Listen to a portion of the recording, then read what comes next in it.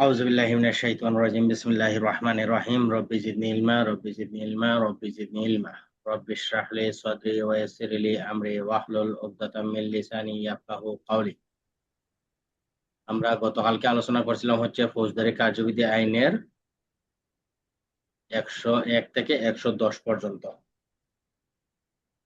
আজকে আমরা ফৌজদারি কার্যবিধি আইনের 127 থেকে আলোচনা শুরু করব। এর ভিতরে যে ধারাগুলো আছে এগুলো আমাদের জন্য তেমন একটা প্রযোজ্য নয়। এখান থেকে হয়তোবা ফৌজদারি কার্যবিধি আইনে 120 ধারা থেকে এমসিকিউ আসতে পারে। যে এমসিকিউটা কি?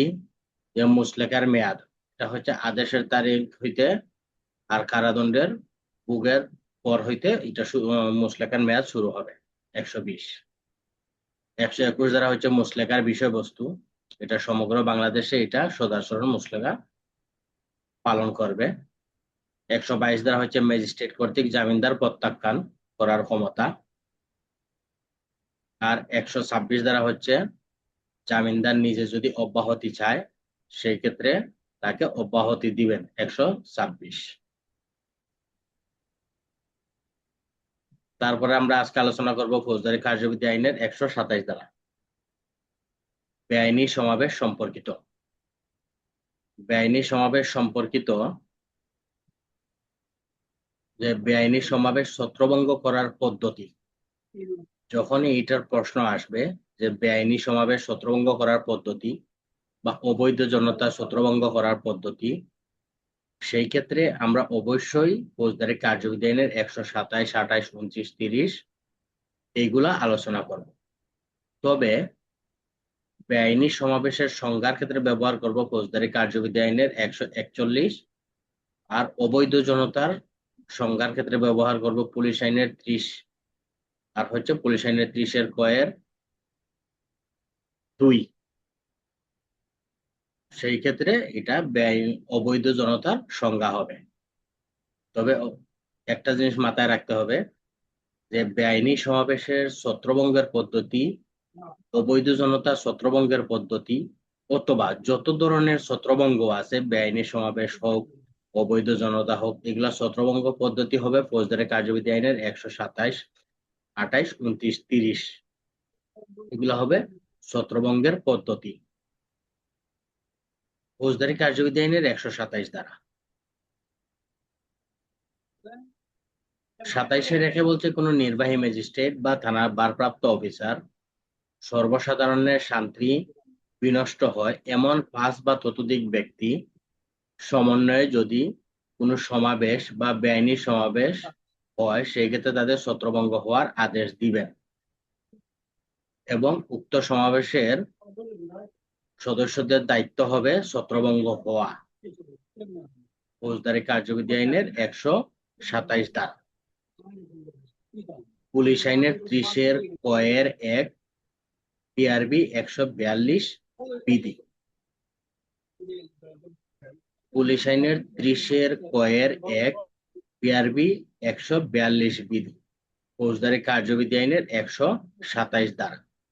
তাহলে 127 ধারা হইল বেআইনি সমাবেশ বা অবৈধ জনতা ছত্রভঙ্গ হওয়ার আদেশ দিতে পারেন কে?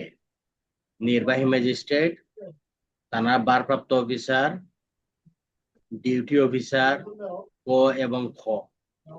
তাহলে উত্তর কি হবে? ক এবং ক। নির্বাহী ম্যাজিস্ট্রেট বা থানার ভারপ্রাপ্ত কর্মকর্তা বেআইনি সমাবেশ ছত্রভঙ্গ হওয়ার আদেশ দিতে পারেন, এবং সমাবেশের যোগদানকৃত সদস্যদের দায়িত্ব হবে তারা ছত্রভঙ্গ হওয়া। পুলিশ আইনের 30 কয়ের 1, পিআরবি 142 বিধি। তারপর হচ্ছে ফৌজদারি কার্যবিধি আইনের 128 ধারা। ছত্রভঙ্গ হওয়ার আদেশ দেওয়ার পরও যদি সমাবেশ ছত্রভঙ্গ না হয়, ছত্রভঙ্গ হওয়ার আদেশ দেওয়ার পরেও যদি সমাবেশ ছত্রভঙ্গ না হয়, তাহলে নির্বাহী ম্যাজিস্ট্রেট বা থানার ভারপ্রাপ্ত অফিসার বলপূর্বক সমাবেশ ছত্রভঙ্গ করে অগ্রসর হবেন।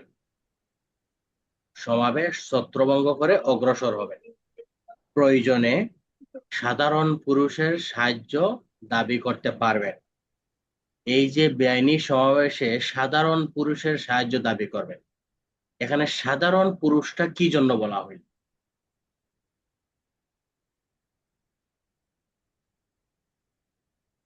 এখানে সাধারণ পুরুষ কি জন্য ব্যবহার করা হইল এই শব্দটা? এখানে অন্য কোনো বাহিনী নিয়োগ করা যাবে না, হুম। জন্য সাধারণ পুরুষ, সাধারণ সদস্য বলা হয়েছে। তা সাধারণ পুরুষ বলা হয়েছে কারণ কি? ডিফেন্স এবং চাকরিজীবী সবাই কিন্তু পুরুষ, তাই না? কিন্তু যারা ডিফেন্সে চাকরি করে তাদের একটা পরিচয় আছে, যে সামরিক বাহিনীর সদস্য হইলে সে সামরিক সদস্য, কোন ডিফেন্সের সদস্য হইলে সে ডিফেন্সের সদস্য। কিন্তু এখানে বলা হয়েছে সাধারণ পুরুষ। সাধারণ পুরুষ মানে বলতে কি বোঝানো হয়েছে? যে আম জনতা। সাধারণ পুরুষ বলতে এখানে বোঝানো হয়েছে আম জনতার মধ্যে থেকে যারা পুরুষ আছে তাদের নিকট আপনি সাহায্য দাবি করতে পারবেন। সাহায্য দাবি করবেন কত দ্বারায়?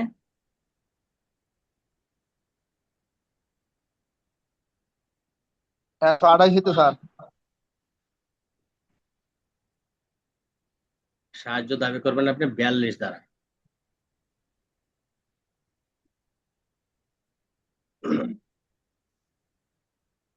আপনি যখন জনসাধারণকে আপনি সাহায্য দাবি করবেন, তখন এই সাহায্যটা আসবে কত? 42-এ। 42-এ তারা সাহায্য করতে বাধ্য হবে। আর এখানে যদি আপনাকে স্পেসিফিকলি কোনো দ্বারা ব্যবহার করে যে বেআইনি সমাবেশ ছত্রভঙ্গ হওয়ার জন্য সাধারণ নাগরিকের নিকট সাহায্য দাবি করতে পারেন কত দ্বারায়, তখন আপনি ব্যবহার করবেন ফৌজদারি কার্যবিধি আইনের 128 দ্বারায়। যদি সাহায্য দাবি করেন তাহলে ফৌজদারি কার্যবিধি আইনের 42 দ্বারায় তারা সাহায্য করতে বাধ্য থাকবেন। এইভাবেও বলে দিতে পারেন। তাহলে 128 দ্বারা কি? 128 দ্বারা হচ্ছে বেআইনি সমাবেশ ছত্রভঙ্গ হওয়ার আদেশ দেওয়ার পরেও যদি তারা ছত্রভঙ্গ না হয়, তাহলে নির্বাহী ম্যাজিস্ট্রেট বা থানার ভারপ্রাপ্ত অফিসার বলপূর্বক, এখন বলপূর্বক বলতে এখানে কিন্তু সামরিক শক্তির কথা বলা হয় না। বলপূর্বক মানে কি?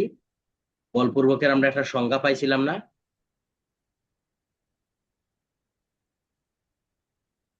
বলপূর্বকের সংজ্ঞা আমরা পাইছিলাম নি আগে একটা? দেহ দ্বারা, কেন করে পাইছিলাম? দেহ দ্বারা, বস্তু দ্বারা পাইছিলাম না? এই বলপূর্বকটা আদায়ন বলপূর্বক দিবেন। অর্থাৎ কোনো ব্যক্তিরে আপনি দেহ দ্বারা বা বল প্রয়োগ করবেন, লাঠি দ্বারা, অস্ত্র, গ্যাস, টিয়ার সেল দ্বারা তাদেরকে বল প্রয়োগ করবেন। ছত্রভঙ্গ হওয়ার জন্য অগ্রসর হবেন।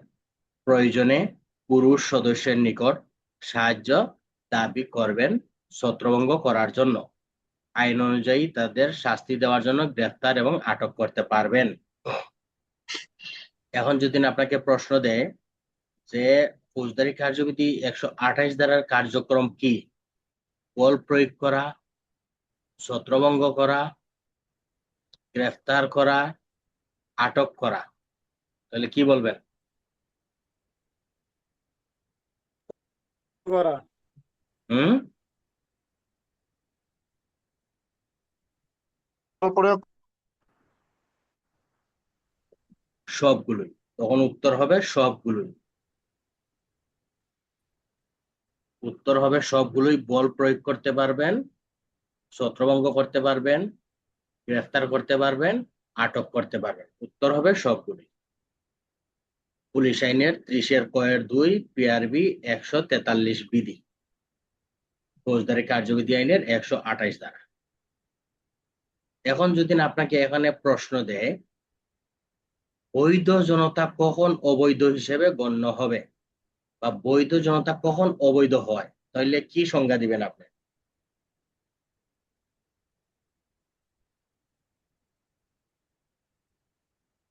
বৈধ জনতা কখন অবৈধ হয়, আপনার কাছে একটা প্রশ্ন দিন, তাহলে উত্তর কি দিবেন?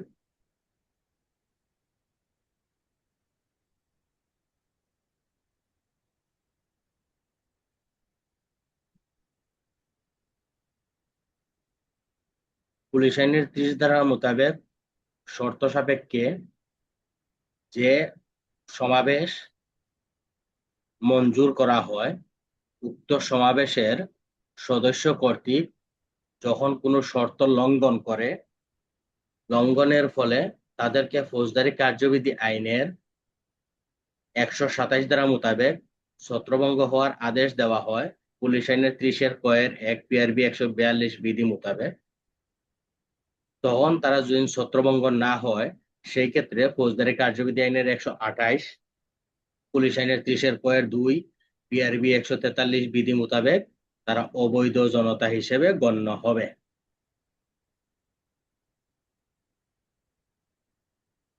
উত্তর কি বোঝা গেছে?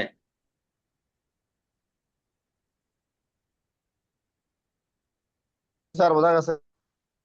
ঠিক আছে। এখানে একটা বিষয় আপনারা নোটে রাখবেন,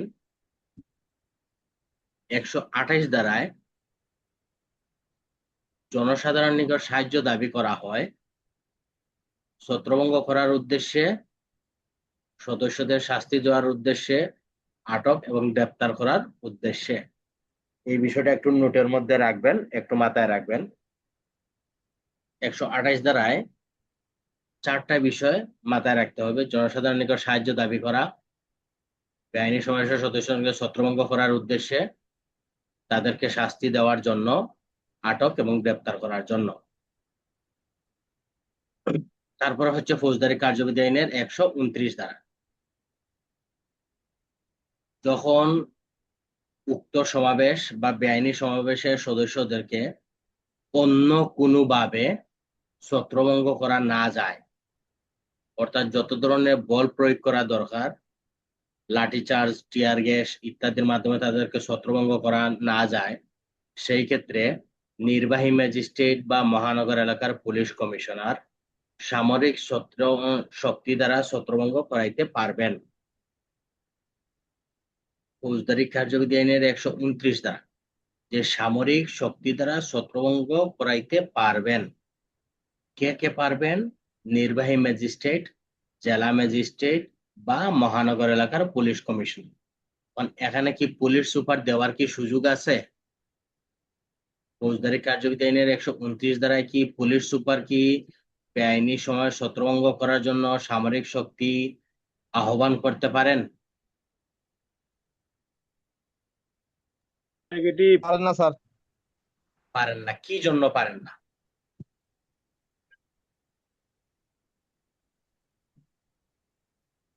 পুলিশ সুপার কি জন্য তিনি সামরিক শক্তি আহ্বান করতে পারেন না? কি কারণে?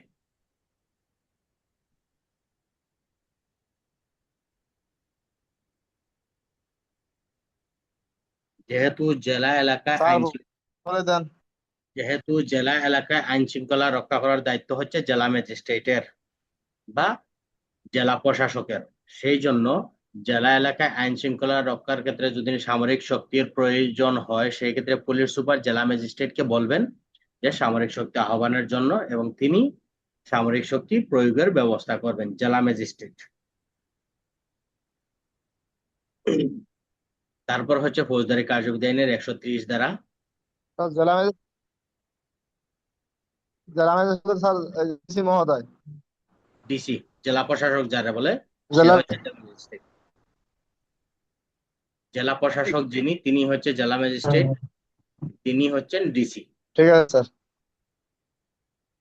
ফৌজদারি কার্যবিধি আইনের 130 ধারা, ম্যাজিস্ট্রেট কর্তৃক আহত বাহিনীর অধিনায়কের কর্তব্য। ম্যাজিস্ট্রেট কর্তৃক আহত বাহিনীর অধিনায়কের কর্তব্য। তাহলে এই আহত বাহিনীটা কোন বাহিনী? সেনাবাহিনী, বিমান বাহিনী নাকি নৌবাহিনী? পুলিশ। না, পুলিশ। এটা হচ্ছে সেনাবাহিনী। কারণ এই যে আপনি 129 ধারায় যে সেনাবাহিনী আহ্বান করলেন, কমিশন 129 কমিশন ধারায় যে আপনি যে সেনাবাহিনী আহ্বান করলেন, এই সেনাবাহিনীর অধিনায়কের দায়িত্ব হবে কি? দায়িত্ব হবে নির্বাহী ম্যাজিস্ট্রেট বা পুলিশ কমিশনারের নির্দেশে সামরিক শক্তি প্রয়োগ করে সমাবেশ ছত্রভঙ্গ করা, প্রয়োজনে আটক এবং গ্রেপ্তার করবেন। এখন যদি আপনাকে প্রশ্ন দেয় যে ফৌজদারি কার্যবিধি আইনের 129 ধারায় আহ্বানকৃত সামরিক বাহিনীর অধিনায়ক তিনি কার নিয়ন্ত্রণে কার্যক্রম করবেন? সামরিক বাহিনীর অধিনায়ক কার নিয়ন্ত্রণে বা কার আদেশে পরিচালিত হবেন? তাহার নিজ আদেশে, ম্যাজিস্ট্রেটের আদেশে, পুলিশ কমিশনারের আদেশে, ক এবং গ।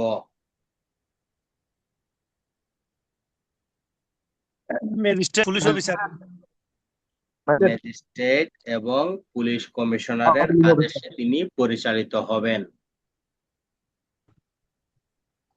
এবং পরিচালিত হয়ে সামরিক শক্তি প্রয়োগ করে সমাবেশ ছত্রভঙ্গ করবেন, প্রয়োজনে আটক এবং গ্রেপ্তার করবেন। তবে এই কমিশন প্রাপ্ত অফিসার বা নন কমিশন প্রাপ্ত অফিসার বা দায়িত্বপ্রাপ্ত অফিসারের কাজ হবে নিজে যে উপায় ভালো মনে করেন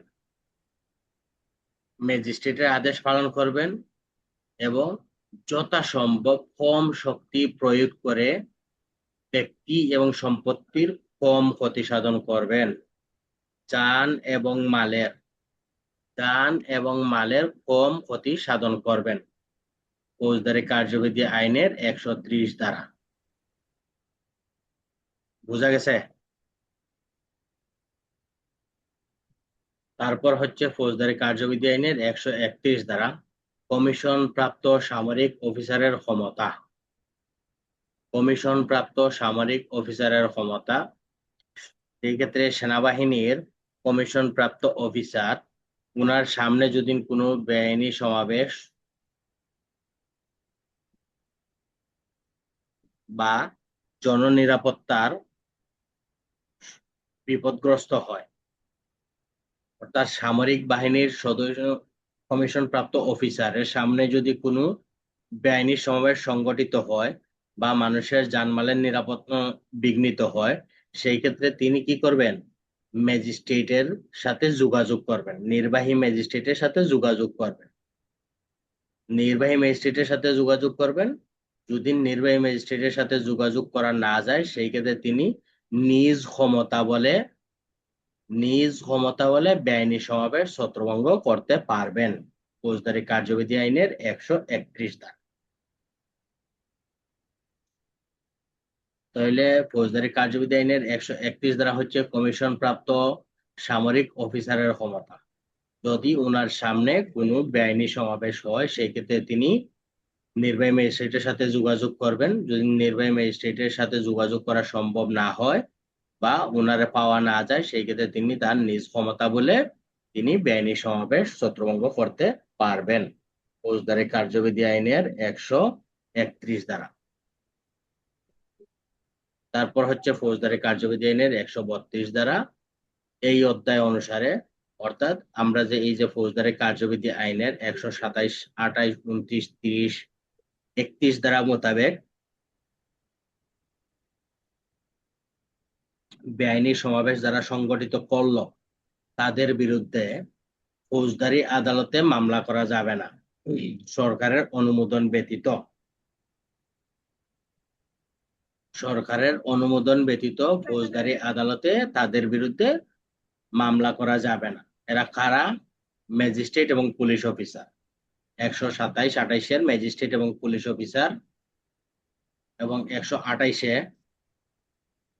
যারা যেই জনসাধারণ পুলিশকে সাহায্য করছে বা নির্বাহী ম্যাজিস্ট্রেটকে সাহায্য করছে তাদের বিরুদ্ধে মামলা করা যাবে না। তারপর হচ্ছে 130 ধারায় যে সামরিক অধিনায়ক, আহত বাহিনীর অধিনায়ক বা তাদের যেসব সদস্য আছে তাদের বিরুদ্ধে মামলা করা যাবে না। তারপর হচ্ছে ফৌজদারি কার্যবিধি আইনের 131 ধারা, কমিশন প্রাপ্ত সামরিক অফিসার যিনি নিজ ক্ষমতা বলে বা ম্যাজিস্ট্রেটের আদেশ বলে বেআইনি সমাবেশ ছত্রভঙ্গ করছেন, তাদের বিরুদ্ধে ফৌজদারি আদালতে মামলা করা যাবে না। এই কথা স্যার আইনেই আছে স্যার, হবে নাই। হুম বলছে এটা প্রয়োগ না আইনে আছে স্যার 31। নুরুল ভাই কথা বুঝলাম না আপনার। বলছি 31 স্যার আইনেই আছে, বাস্তবে প্রয়োগ নেই। বাস্তবে তো প্রয়োগ আছেই তো। কাজ হয় না স্যার। কেন বাস্তবে প্রয়োগ নাই কে বলছে আপনাকে? কেন গত 5 আগস্টের পরে দেখেন নাই যে যেসব অফিসারের বিরুদ্ধে মামলা করতে হয়েছে সেই ক্ষেত্রে ঊর্ধ্বতন অফিসার বা সরকার আদেশ দিছে যে তাদের বিরুদ্ধে মামলা করার জন্য, তখন তো তাদের বিরুদ্ধে মামলা হয়েছে, না হলে তো মামলা হওয়ার কথা না।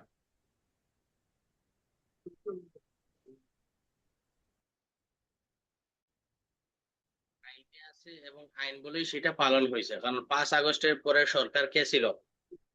Interim government. তখন ইন্টারিম গভর্নমেন্ট অনুমতি দিছে যে যারা এই যে 17 জুলাই থেকে 4 আগস্ট পর্যন্ত যারা ছাত্রদের উপরে নির্বিচারে গুলি চালাইছে তাদের বিরুদ্ধে মামলা করা হোক। তখন তো ইন্টারিম গভর্নমেন্টের আদেশ বলেই তো এই যে বিভিন্ন থানায় বা বিভিন্ন জায়গায় যে মামলা হয়েছে এগুলো তো এই সরকারের আদেশ বলে হয়েছে। কারণ কি, ফৌজদারি কার্যবিধি আইনে 132 দ্বারা বলা দেওয়া হয়েছে যে সরকারের অনুমোদন ব্যতীত, তখন কি সরকার কে ছিল? ইন্টারিম গভর্নমেন্ট ছিল। ইন্টারিম গভর্নমেন্ট তখন অনুমোদন দিয়েছে, তখন তাদের বিরুদ্ধে মামলা হয়েছে ফৌজদারি কার্যবিধি আইনের 132 দ্বারা। বোঝা গেছে?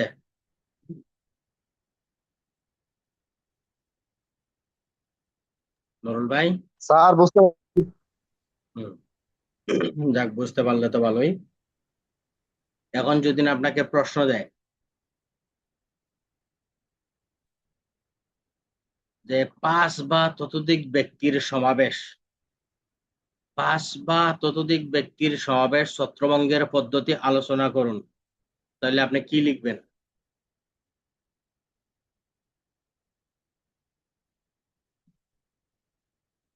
রেদওয়ান।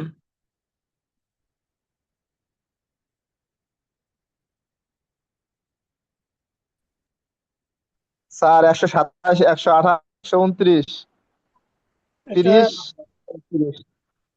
বিরিয়ানি সমাবেশ 141 দণ্ডবিধি।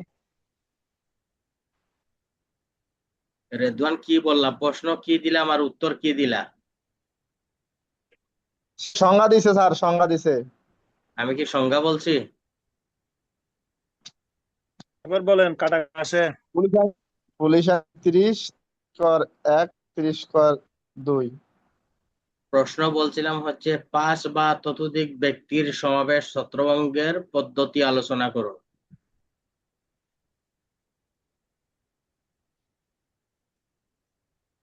প্রশ্ন তো বুঝতে হবে, তারপরে না উত্তর দিবেন। 5 বা ততোধিক ব্যক্তির সমাবেশকে ছত্রভঙ্গের পদ্ধতি আলোচনা করুন। আপনাকে যে সব সময় বলে দিবে যে বেআইনি সমাবেশ ছত্রভঙ্গের পদ্ধতি আলোচনা করুন, এমনটা ভাবনা চিন্তা করার কোনো সুযোগ নাই। অথবা বলল দিবে যে রেদওয়ান, দেলওয়ান, নুরুল, সুমন, ইলেন পাত্র মিলে একটা সমাবেশ করতেছে, তাদের এই সমাবেশকে ছত্রভঙ্গ করার পদ্ধতি আলোচনা করুন, তখন আপনি কি উত্তর দিবেন? ওই যে সমাবেশ ম্যাজিস্ট্রেট অথবা পুলিশ অফিসার ছত্রভঙ্গ হওয়ার মৌখিক প্রদান করবে আর কি, ফৌজদারি 127, পুলিশ আইনে 30 ক 1 ধারা, সিআরবি 182। এই প্রশ্নের উত্তর যদি এইভাবে হয়, আপনার আগে প্রশ্ন বুঝবেন, তারপরে উত্তর দেওয়ার চেষ্টা করবেন। বলছে এটা কিন্তু বেআইনিও বলে নাই, কি বৈধ সমাবেশে বলে নাই, তাহলে আপনাকে কি করতে হবে? তখন আপনাকে বলতে হবে পুলিশ আইনের 30 ধারা মোতাবেক যদি তাদের এই সমাবেশটা বৈধ সমাবেশ হয়, শর্ত সাপেক্ষে যদি তারা বৈধ সমাবেশ হয়, সেই ক্ষেত্রে ফৌজদারি কার্যবিধি আইনের 127 ধারা, পুলিশ আইনের 30-1 পিআরবি 142 বিধি মোতাবেক তাদেরকে ছত্রভঙ্গ হওয়ার আদেশ দিবেন বা দেব। তো যদি না আপনাকে বলে তাহলে আপনি দিবেন, আর যদি অন্য কোনো অফিসারকে বলে তাহলে দিবে, আপনি সেটা বলবেন। এবং সমাবেশের উপস্থিত ব্যক্তিদের দায়িত্ব হবে ছত্রভঙ্গ হওয়া। ঠিক আছে? এখন আপনি কি করবেন? যদি আপনি শর্ট করতে চান তাহলে বলে দিবেন যদি তারা ছত্রভঙ্গ হয়ে যায় সেই ক্ষেত্রে তাদের এই সমাবেশ এখানেই সমাপ্ত, 127-এই সমাপ্ত। তারপরে আপনি আবার কি বলবেন?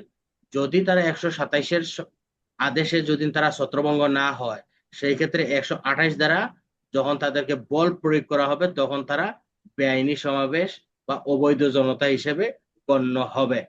ফৌজদারি কার্যবিধি আইনের 128 দ্বারা, পুলিশ আইনের 30-2, পিআরবি 143 বিধি। ঠিক আছে, আগে কারণ যেহেতু আপনাকে প্রশ্নের মধ্যে বৈধ বলে দেয় নাই, অবৈধ বলে দেয় নাই, তাহলে আপনি কি করতে হবে, এই প্রশ্ন থেকে আপনাকে দুইটা পার্ট বাইর করতে হবে। একটা হচ্ছে যখনই তারা যদি লাইসেন্স নিয়ে করে সেক্ষেত্রে তারা বৈধ, এবং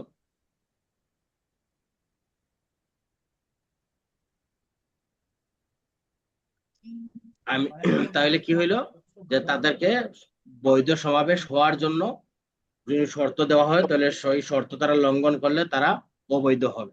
এখান থেকে আপনাকে দুইটা পার্ট বাইর করতে হবে। যখনই তাদেরকে ছত্রভঙ্গ হওয়ার আদেশ আর দিবে, বৈধ হইলেও তার ছত্রভঙ্গ করা দরকার স্যার। বুঝলাম না। বলছি প্রবেশটা যদি বৈধ হয় তাহলে তার ছত্রভঙ্গ করার প্রয়োজন নেই। না, বৈধ হইলেও ছত্রভঙ্গ করার পদ্ধতি আছে। কারণ কি, কারণ তারা যদি তাদের যে শর্ত দেওয়া হয়েছে এই শর্ত যদি তারা লঙ্ঘন করে তাহলে তো তাদেরকে ছত্রভঙ্গ হওয়ার জন্য আদেশ দিতে হবে। যেমন আপনি কি বলছে, আমাদের বলছে যে আপনারা একটা মাইক বাজাবেন, আমরা বাজাইছি 5টা মাইক। তখন তো ছত্রভঙ্গ করলে হয়ে গেল। শর্ত ভঙ্গ করলেই সে অবৈধ হয় না। শর্ত ভঙ্গ ভঙ্গ করলেই ভঙ্গ করলেই সে অবৈধ হয় না। যখন আপনি তাকে ছত্রভঙ্গ হওয়ার আদেশ দিবেন যে আপনারা শর্ত লঙ্ঘন করছেন, এখন আপনারা এখান থেকে চলে যান, যদি তারা এখান থেকে চলে যায় তাহলে তো শেষ। আর যখন তারা এখান থেকে যাবে না মনস্থির করে আপনাকে প্রটেস্ট করবে, তখন যখন আপনি তাদের বিরুদ্ধে বল প্রয়োগ করবেন তখনই তারা অবৈধ হিসেবে গণ্য হবে। বুঝা গেছে? এগুলো তো আরো আগে পড়াইছি। এখন যদি আপনারা আইসা যদি এই প্রশ্ন করেন যে শর্ত লঙ্ঘন করলেই অবৈধ হয়ে যায়, তাহলে তো আর হইলো না। ঠিক আছে, আগামীকালকে আমরা পরবর্তী যেগুলো আছে সেগুলো শেষ করবো, কারণ এখন আমরা একবারে সংক্ষিপ্ত আকারে ক্লাস করব এবং অল্প সময়ে যেগুলো মূল ইম্পর্টেন্ট সেই ধারাগুলোই আলোচনা করব। ঠিক আছে, সবাই ভালো থাকেন, সুস্থ থাকেন। আসসালামু আলাইকুম।